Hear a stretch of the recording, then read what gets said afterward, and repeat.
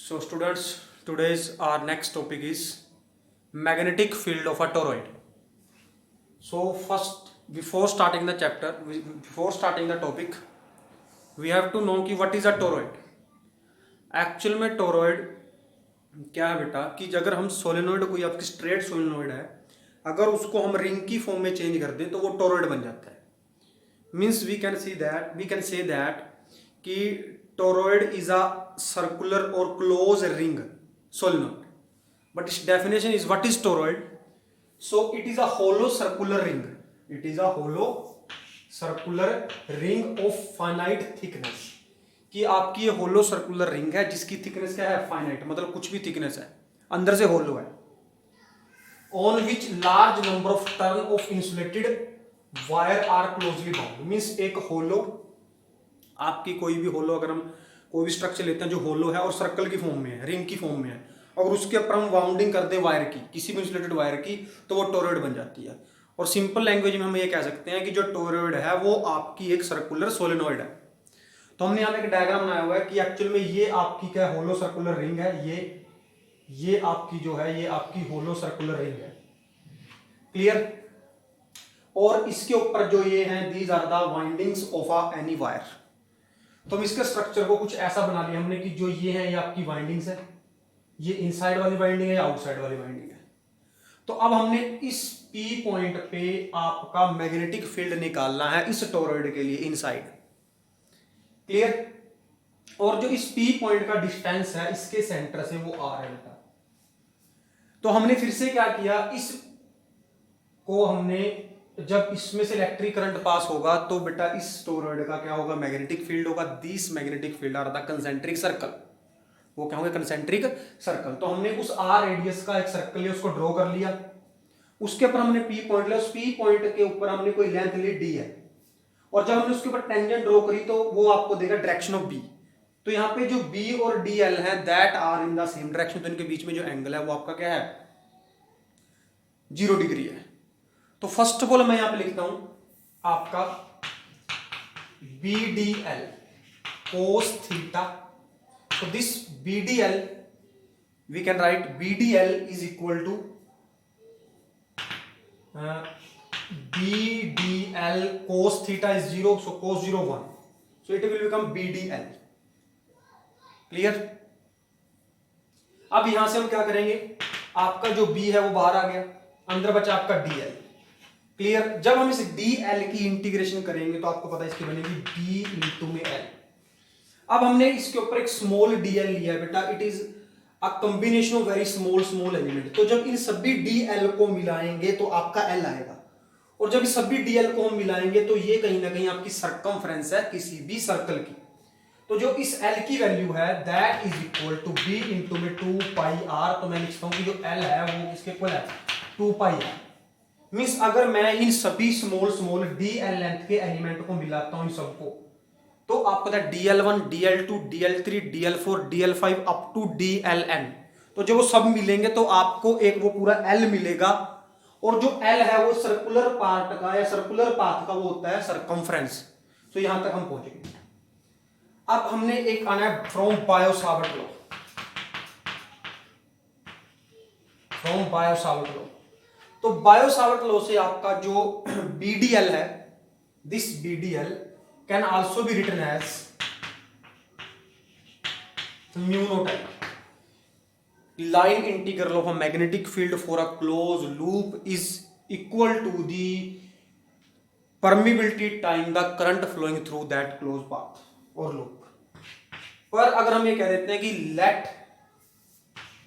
n be the number of turns per unit length, कि अगर एक यूनिट लेंथ में आपकी कितनी टर्न है, n टर्न है, तो हम हमारे पास जो लेंथ है वो कितनी है 2 पाई आर है. तो अगर आपसे पूछे number of turn in 2 pi r length, तो हमें पता है कि एक यूनिट के अंदर जो टर्न आपकी है वो कितनी है, n है, और अपने पास लेंथ कितनी है 2 पाई आर. तो नंबर ऑफ टर्न कितनी बन गई आपकी, तो आपकी बन गई यहां पे n इंटू में 2 पाई आर. अब बेटा जो ये बीडीएल बायो सावर्ट लॉ था ये सिर्फ एक टर्न के लिए था, लेकिन हमारे पास कितने टर्न है, हमारे पास है दिस मच टर्न। तो जो आपका ये बायो सावर्ट लॉ होगा ये बन जाएगा म्यू नोट एन इंटू में 2 पाई आर आई। सो ये आपका आ गया एन टर्न के लिए। मीन्स जो हमारा बायो सावर्ट लॉ था बेटा, sorry not Biot Savart law, इसको बोलते हैं Ampere circuit law. This is Ampere circuit law. Ampere law था आपका ये, जो BDL equal to mu naught I था वो एक टर्न के लिए था, लेकिन हमारे पास जो टर्न है, हमारे पास जो लेंथ है वो 2 पाई आर है, और एक यूनिट में लेंथ में कितने टर्न है, एन टर्न है, तो 2 पाई आर में एन इंटू में 2 पाई आर। तो हमारे पास जो बीडीएल की वैल्यू आई है वो आ गई म्यू नोट एन इंटू में 2 पाई आर आई। क्लियर। और हम कह देते हैं कि अगर आई इसमें से करंट फ्लो कर रहा है, I with the current flowing through that, तो ये भी आपका एक बीडीएल है जो किसके इक्वल है, बी इंटू में 2 पाई आर। क्लियर। और ये भी किसकी वैल्यू है, बीडीएल की वैल्यू है, ये किसके इक्वल है, म्यू नोट एन इंटू में 2 पाई आर आई। तो इन दोनों इक्वेशन से हम क्या करेंगे कि आपका जो बीडीएल है वो दोनों को हम इक्वल रख देंगे। तो एक आपका जो बीडीएल था वो क्या था आपका, 1 BDL is equal to B into में 2 पाई आर। और जो एम्पियर सर्किट लॉ से आपका आया था वो आपका था BDL is equal to mu naught N into में 2 पाई आर आई। तो ये भी बीडीएल है, ये भी बीडीएल है, दोनों को अगर इक्वेट कर देते हैं हम यहां से, जो आपका बी होगा that is 2 pi R is equal to mu naught N into में 2 pi R I. Clear. So this 2 pi आपका जो होगा 2 पाई आर से 2 पाई आर आपका क्या हो जाएगा, कैंसिल हो जाएगा। तो जो बी आया आपका that comes out to be mu naught N I, that is similar to the solenoid. तो सोलेनॉइड का था वो भी किसके मतलब B mu naught N I, और यहां पे भी क्या है, B is equal to mu naught N I. अगर टोटल टर्न यहां पे कैपिटल एन है, टोटल टर्न कितनी है बेटा अपनी, कैपिटल एन। जो टोटल टर्न होगी अगर वो निकालना चाहते हैं, एक यूनिट में कितनी टर्न थी, एन थी, और हमारे पास लेंथ कितनी है 2 पाई आर। तो यहां से आपका 2 पाई आर, तो जो टोटल एन है वो एन इंटू में 2 पाई आर होगा। अगर मैं ऐसे एन की वैल्यू निकालूंगा तो वो आएगी आपकी, तो बी आपका बन जाएगा म्यू नोट, इस एन की जगह जो ये 2 पाई आर है वो नीचे आ जाएगा, तो बन जाएगा एन अपॉन में 2 पाई आर इंटू में I. So this is a field of a solenoid. सिर्फ सोलेनॉइड और टोरॉइड में सिर्फ फर्क इतना बेटा कि जहां पे सोलेनॉइड है वहां पे आपका एल आएगा, और जहां पे आपका टोरॉइड है वहां पे आप लोगों ने in place of L you have to use 2 pi r, because जो टोरॉइड की लेंथ है वो सर्कमफ्रेंस बन जाएगी, और जो सोलेनॉइड की लेंथ है वो आपकी स्ट्रेट लेंथ होगी, जिसको हम एल से डिनोट करेंगे। तो आपका टॉपिक था ये magnetic field of a toroid. इसके बाद हमारा जो नेक्स्ट टॉपिक है वो है force between 2 parallel current carrying wire of infinite length. कि 2 वायर करंट कैरिंग, जब उनमें से करंट कैरी करेंगे तो उनके बीच में जो फोर्स होगा हमने वो निकालना, और यहीं से बेटा आपकी डेफिनेशन आएगी एम्पियर की, जो हमने क्लास +1 में डिफाइन की थी, डिफाइंड 1 एम्पियर, तो वो यहीं से निकला है आपका। तो the first we will discuss की व्हाट इज द स्टेटमेंट कि this is a wire of infinite length. Clear. This is another wire of infinite length. They are separated by a distance d. Clear. And I will be the current flowing through the first wire, and I to be the current flowing through the second wire. So now we have to find the force between these two wires. कि what is the force between these two wires? Clear. So what we have to do here? So first of all we know that कि जब इस wire में से current flow करेगा तो इस wire का आपका क्या होगा, मैग्नेटिक फील्ड होगा। तो इस वायर का जो मैग्नेटिक फील्ड होगा, फिर से अगर हम वो पॉइंट पी ले लेते हैं, ये मान लो वो पॉइंट पी है, तो आपने फिर से क्या करना है, यहाँ पे क्या आएंगे आपके बी सर्कल आएगा आपका। तो उसके बाद जो इसके ऊपर इसका फील्ड आएगा, तो इसके फील्ड की वजह से अब इसमें से भी करंट फ्लो कर रहा है और इसमें से भी करंट फ्लो कर रहा है, तो इसका जो फील्ड होगा फर्स्ट वायर का वो इसके ऊपर इन्फ्लुएंस, हम कह देते हैं कि जो I1 करंट वाली वायर है इसका फील्ड है B1। क्लियर। और ये वायर आपकी X है, मान लो ये वायर आपकी Y है। तो जो एक्स का फील्ड है वो एक्ट करेगा किसके ऊपर, वाई के ऊपर। सिमिलरली जो वाई में से करंट फ्लो करेगा, तो अगर मैं ये पॉइंट ले लेता हूं तो इस पॉइंट के ऊपर से फिर से आपका क्या आएगा, एक सर्कल आएगा जिसकी रेडियस कितनी होगी, डी होगी। तो जो एक्स वायर है इसके ऊपर जो फील्ड एक्ट करेगा वो एक्ट करेगा आपका, means the field act on this wire is B1 and the field act on this wire is B2। Means x का फील्ड वाई पे एक्ट करेगा और वाई का फील्ड एक्स पे एक्ट करेगा। अगर हम कह देते हैं कि I1 करंट किस में से फ्लो कर रहा है, एक्स में से, I2 किस में फ्लो कर रहा है, वाई में से। एक्स का फील्ड कितना है, B1 है। एक्स का फील्ड कितना है बेटा, the field of x1 is B1। और किस पे एक्ट करेगा वो, y2 पे, सॉरी वाई पे। सिमिलरली I2 करंट किस में से फ्लो कर रहा है, वाई में से। क्लियर। और y में से करंट I2 है और y का जो फील्ड है वो आपका क्या है, y में जो आपका फील्ड है, y में जो करंट है वो आपका I2 है और I2 के ऊपर जो फील्ड एक्ट कर रहा है वो किसका एक्ट कर रहा है, B1 का एक्ट कर रहा है। क्लियर। तो अब इससे हमने इन दोनों के बीच में फोर्स निकालना है, क्या होगा। सो फर्स्ट ऑफ ऑल अगर मैं कहता हूं the field act on y is of this wire which is B1 and हम कह देते हैं कि जो इसके ऊपर फोर्स लगेगा वो आपका लगेगा F2।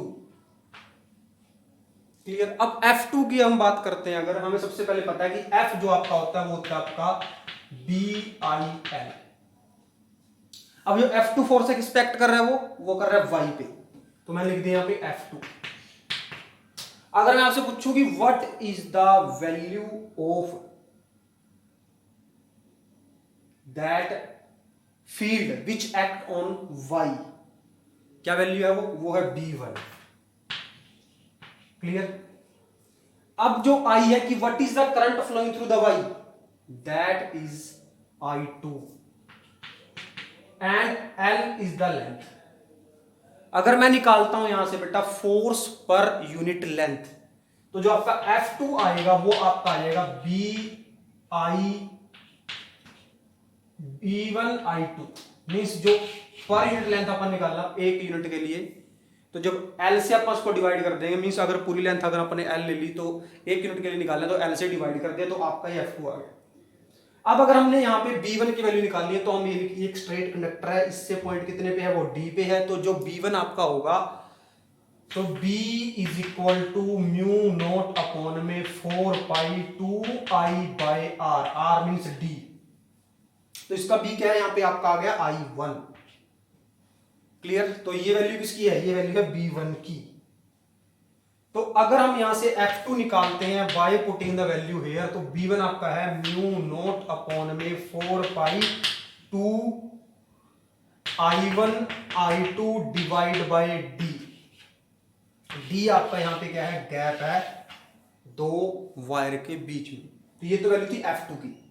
अगर सिमिलरली मेरे को पता है कि जो आपका जो F2 फोर्स है वो इस वायर का लग रहा है इसके ऊपर, means force experience by this wire is F2।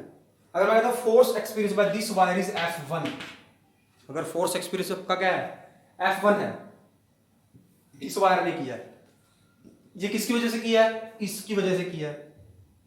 तो जो F1 आपका होगा जिसको मैं लिखना चाहता हूं अगर यहां पे, तो F1 फिर से अगर मैं लिखता हूं दैट इज BIL। अब जो F1 ये वायर जो फोर्स एक्सपीरियंस कर रही है, ये किसके फील्ड की वजह से फोर्स एक्सपीरियंस कर रही है, दिस वायर। तो यहां पे F1 में आपका आएगा B2 और इसमें खुद में से करंट कितना फ्लो कर रहा है, दैट इज I1। और करंट लेंथ निकालेंगे तो L से L कैंसिल, तो F1 आपका आ गया B2I1।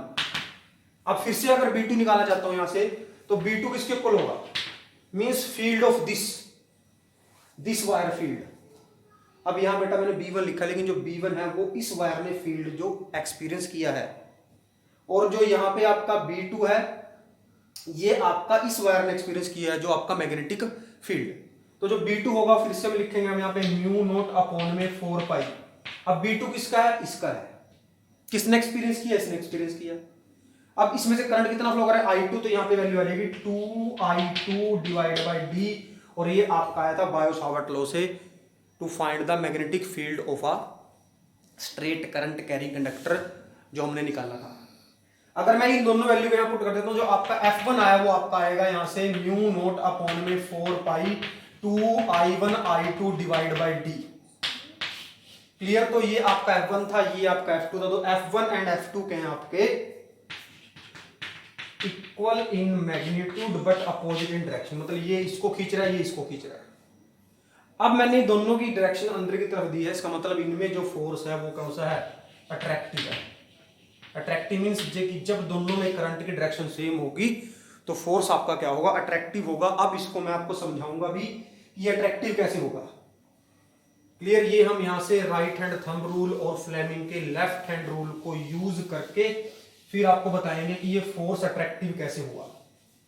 देखो समझते हैं इसको दोबारा से एक बार। ये फोर्स अट्रैक्टिव कैसे, रिपल्सिव आप उसका उल्टा समझ लोगे।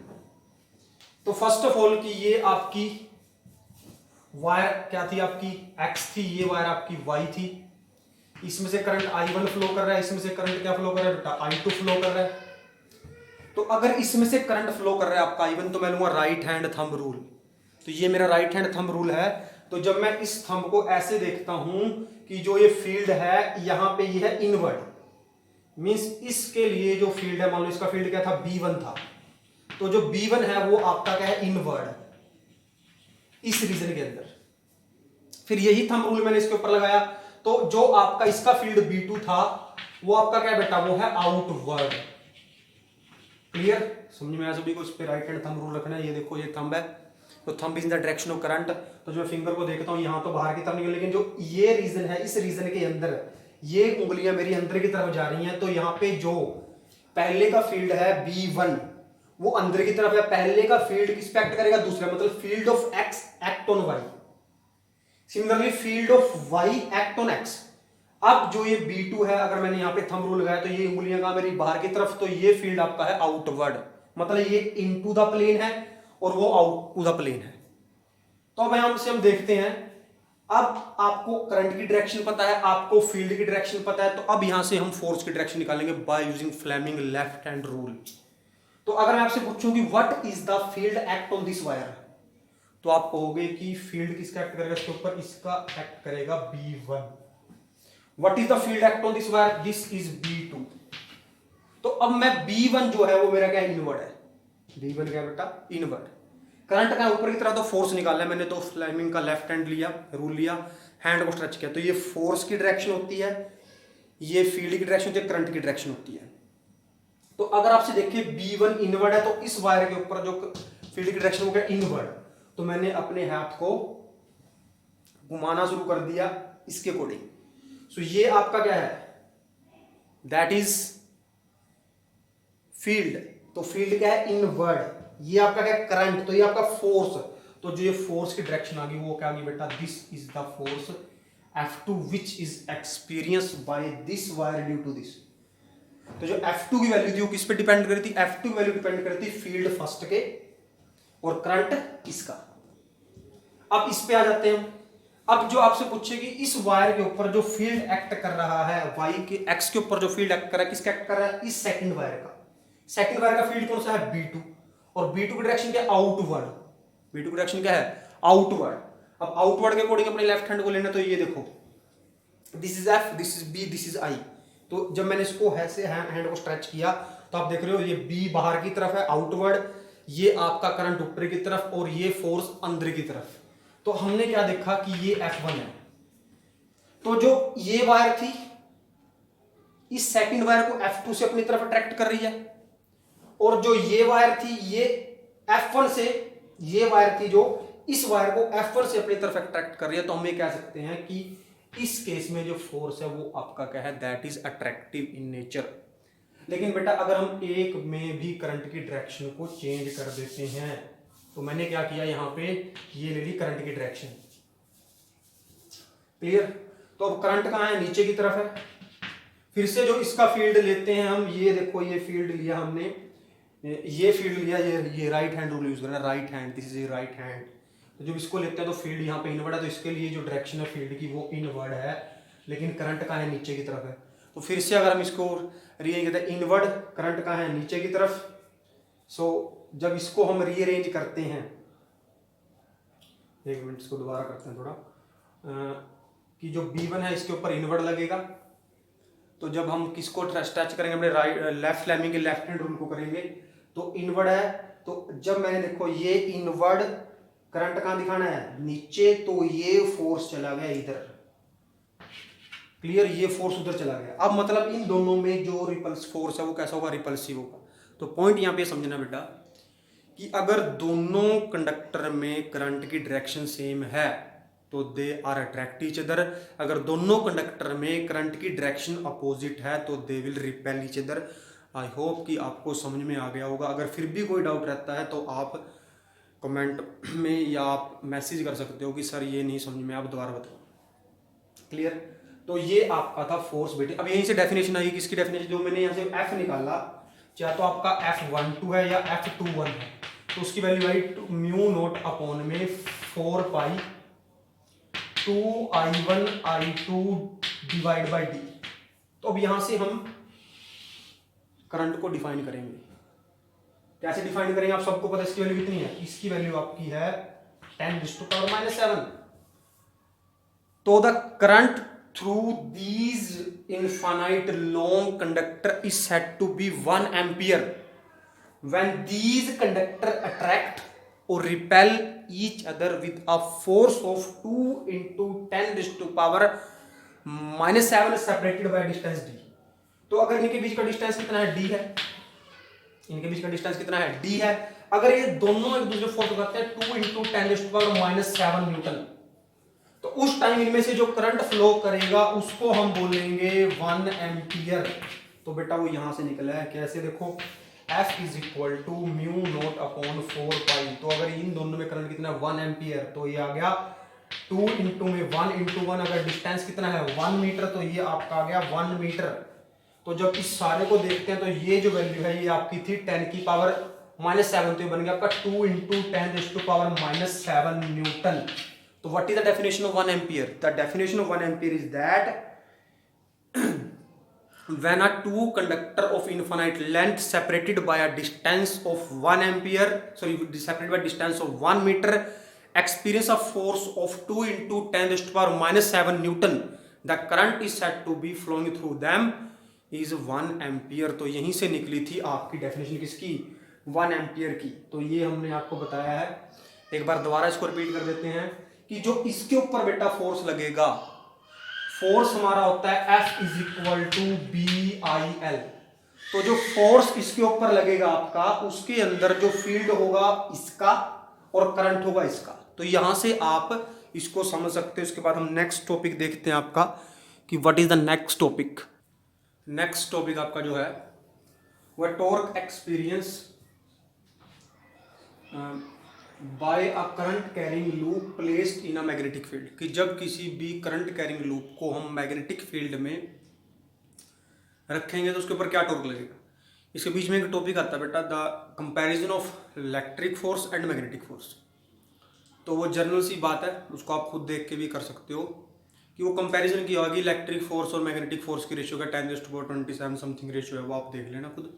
तो नेक्स्ट टॉपिक जो आपका है वो है force experience by a current carrying loop. तो ये आपका क्लास 10th का जो मोटर का टॉपिक था, electric motor, that is similar to this, वही है। अब हमने इसके ऊपर टॉर्क निकालना है। तो सबसे पहले टॉर्क पे चलते हैं। टॉर्क क्या होता है, टॉर्क होता है फोर्स इनटू में perpendicular distance between the action of the force.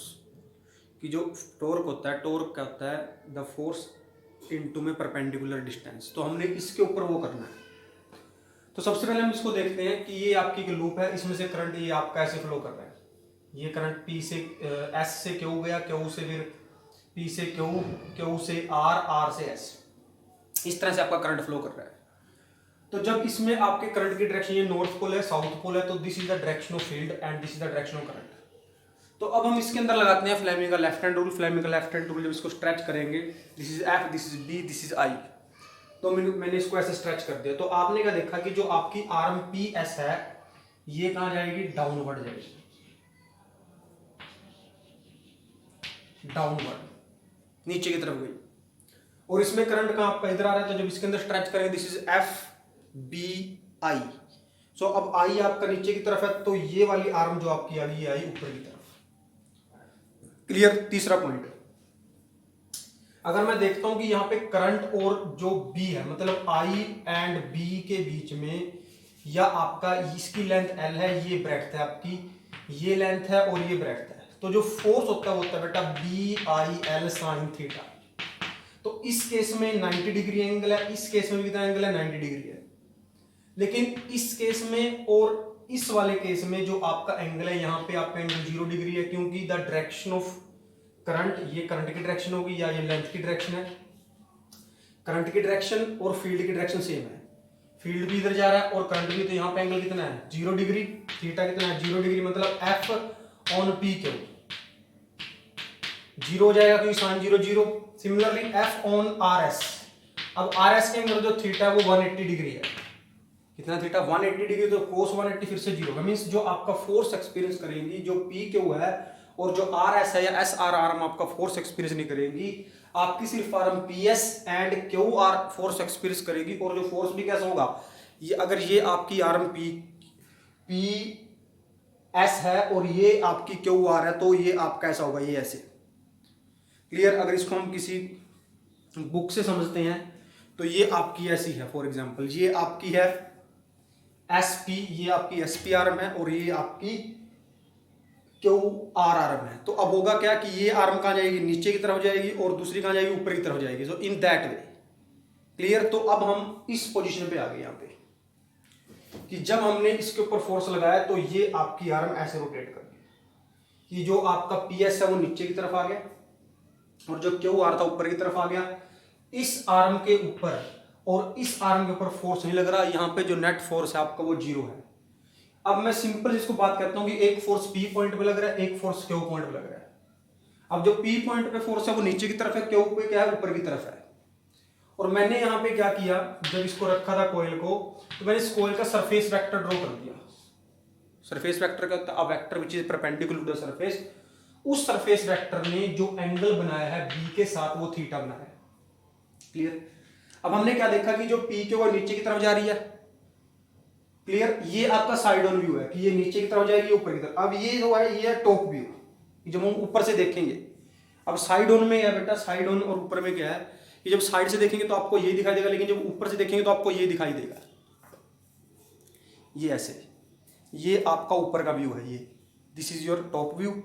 और जब आप इसको सामने देखोगे तो ये आपका साइड व्यू ऐसे। तो टॉप व्यू में हमने मेन तो बेटा आपका ये होता है, ये सिर्फ समझाने के लिए था। अब आपका जो फोर्स है पी पॉइंट पे एक्ट कर रहा है, एक इस पे एक्ट कर रहा है क्यू पे। जो पी पे फोर्स है वो नीचे की तरफ है।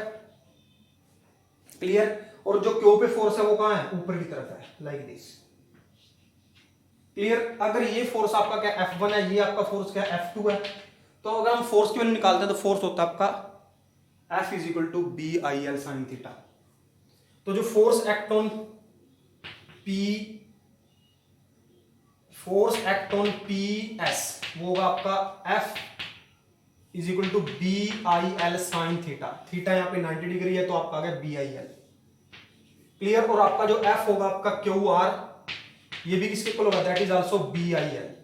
लेकिन जो ये आपका ये फोर्स है बेटा, that is equal in magnitude but opposite in direction. एक कहां नीचे की तरफ, एक कहां ऊपर की तरफ। और इनका जो लाइन ऑफ एक्शन है वो भी अलग अलग पॉइंट पे है। अगर मैं कह देता हूं कि आप कहीं भी दिमाग में आएगा कि यहाँ पे जो नेट फोर्स है वो 0 होगा, अगर आपका यही फोर्स एक यहां पे लगे और एक यहां पे लगे। फॉर एग्जांपल इसको मैं थोड़ा अच्छे समझाता हूं आपको कि आपकी बुक है कि एक इस एंड में फोर्स लगे, क्लियर, पे एक इस एंड में फोर्स लगे और दोनों का मैग्नीट्यूड क्या बराबर हो और डायरेक्शन अपोजिट हो, तो ये आपकी बुक नहीं हिलेगी, जितना फोर्स इधर खींचा उतना इधर। लेकिन अगर आपका लाइन ऑफ एक्शन अपोजिट हो कि एक फोर्स आपका नीचे की तरफ, एक फोर्स आपका ऊपर की तरफ, बुक आपकी ऊपर नीचे ना होके बुक आपकी स्टार्ट कर देगी रोटेट करना इन सर्कुलर पाथ, जिसको हम क्या कहते हैं, टॉर्क कहते हैं। क्लियर। तो अब ये जो फोर्स है that are equal in magnitude but opposite direction, लेकिन जो इनका लाइन ऑफ एक्शन है कि एक इस पॉइंट पे लग रहा है, इस पे है, वो अलग अलग है। क्लियर। तो अब हमने यहां से निकालना है टॉर्क। अब जो टॉर्क आपका होता है, टॉर्क होता है आपका फोर्स इनटू में परपेंडिकुलर डिस्टेंस। क्लियर। और अगर आपसे पूछे कि जो ये टॉप व्यू से जो आपका ये है पी क्यू, तो पी क्यू क्या था आपका, ब्रेड्थ थी। और जो ये एंगल था ये थीटा था। अगर ये थीटा तो इसको भी मैं थीटा कह सकता हूं, बिकॉज ये और ये लाइन दोनों पैरेलल है क्योंकि यूनिफॉर्म फील्ड है, तो ये थीटा ये भी थीटा। क्लियर। तो आपका जो टॉर्क होता है फोर्स इनटू में परपेंडिकुलर डिस्टेंस, मतलब force act on the either and, magnitude of force act on the either and and the perpendicular distance between them. अब जो परपेंडिकुलर डिस्टेंस है बेटा वो ये है इन दोनों एंड के बीच में।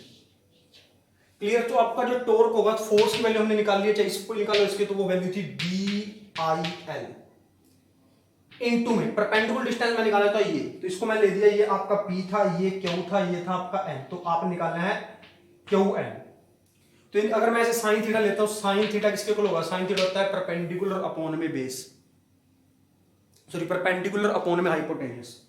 तो जो परपेंडिकुलर है वो आपका क्या है, QN है, और आपका जो हाइपोटेन्यूस है वो है PQ। तो अगर मैं ऐसे QN की वैल्यू निकालना चाहता हूं तो वो आएगी PQ साइन थीटा इंटू में QN। अब जो PQ आपका है वो आपका है B breadth of the loop into में sine theta is equal to QN।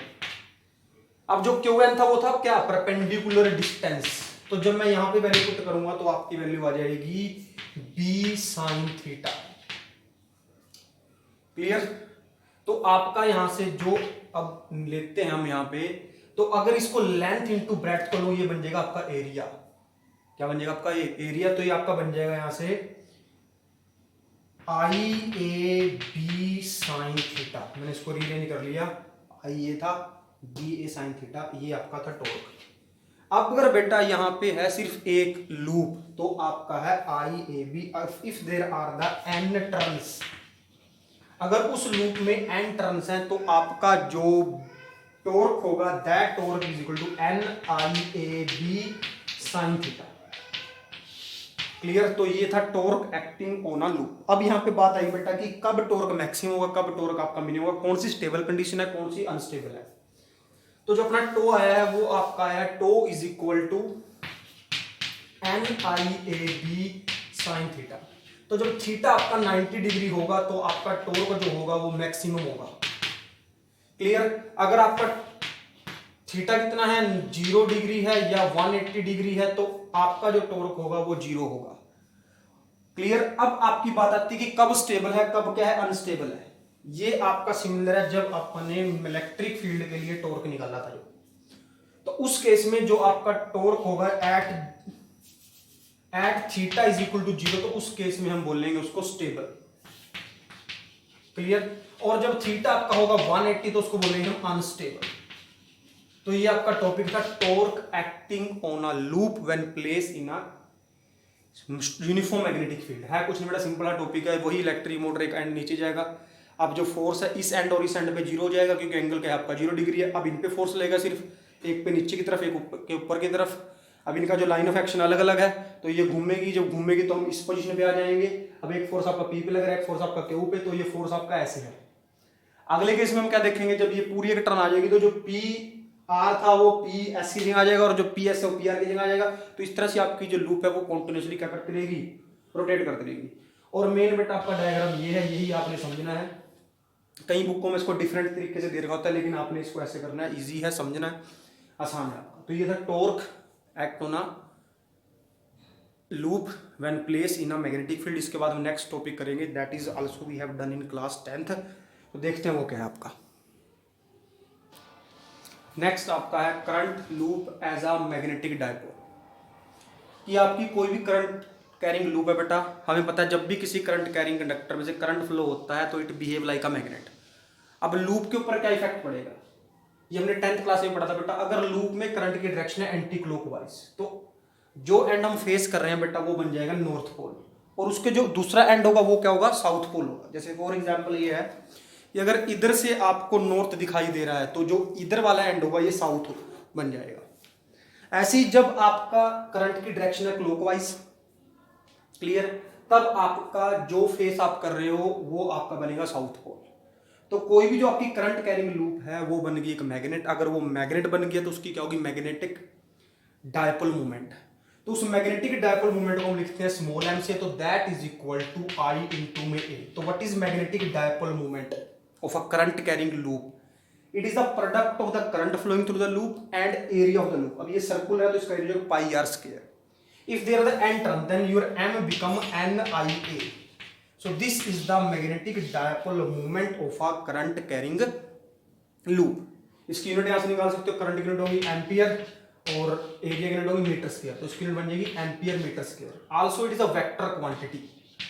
कैसे अब आपको समझाते हैं इसको हम, जैसे हमने जैसे हमने right hand thumb rule use किया था, तो इसको हम क्लॉक रूल से समझ सकते हैं। कैसे? फॉर एग्जांपल कि what is the direction of the small M, कि इसके लिए डायपोल मोमेंट की डायरेक्शन क्या होगी। तो आपने फिर से क्या करना है, पहले हम क्या कहते थे कि if your thumb in the direction of current then your curl finger give the direction of magnetic field.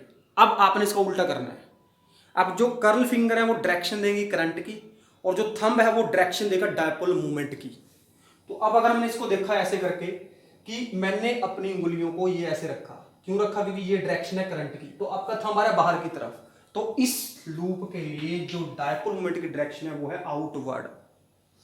अब इस लूप पे आ जाता हूं मैंने इसको ऐसे किया, लेकिन ये तो अपोजिट है। अगर मैं इसको ऐसे कर लेता हूं, ये देखो, ये मेरी करंट की डायरेक्शन है, तो आप देख रहे हो थंब कहां पे? इनवर्ड है। तो इसको हम कहते हैं कि हाउ टू क्लॉक रूल, इसका नाम है कि आपने अपनी कर्ल फिंगर को ऐसे अरेंज करना है कि that is in the direction of current through the loop. जैसे ये देखो, ये करंट की डायरेक्शन ऐसी थी, तो मैंने इसको ऐसे कर लिया, तो ये आउटवर्ड आ रहा है आपका। तो इसका मतलब जो डायपोल मोमेंट है वो आउटवर्ड है। इस केस में डायपोल मोमेंट क्या है? इनवर्ड है। तो इस तरह से आप किसी भी डायपोल मोमेंट की वैल्यू को फाइंड कर सकते हो। अब हमने टॉर्क की बात की, टॉर्क निकाला, टॉर्क था आपका NIAB, क्लियर? अब आपने यहां पे देखा NIA, तो ये देखो आपका N है, ये I है, ये A है, तो ये आपका आ गया। तो टॉर्क आपका बन गया MB sin थीटा। जैसे वहां पे टॉर्क था आपका PE sin थीटा, तो दोनों में क्या फर्क है? यहाँ पे डायपोल मोमेंट M से लिख रहे हैं, इलेक्ट्रिक फील्ड में P से लिख रहे थे। वहां पे इलेक्ट्रिक फील्ड था तो E आया था, वहां पे यहाँ पे मैग्नेटिक फील्ड है तो B आया है, वही sin थीटा। तो जो टॉर्क किसकी? इलेक्ट्रिक फील्ड की होती थी PE sin थीटा, और जो टॉर्क इसका मैग्नेटिक फील्ड की वो क्या होगी आपकी? वो होगी MB sin थीटा। तो बेटा ये है दोनों में कंपैरिजन, किसकी? डायपोल मोमेंट इलेक्ट्रिक फील्ड की और किसकी? मैग्नेटिक फील्ड की। So today we have done up to this topic, so complete it, and tomorrow we will discuss more about this chapter, and in the next 2 parts we try to complete that chapter. So thank you, it is over for today.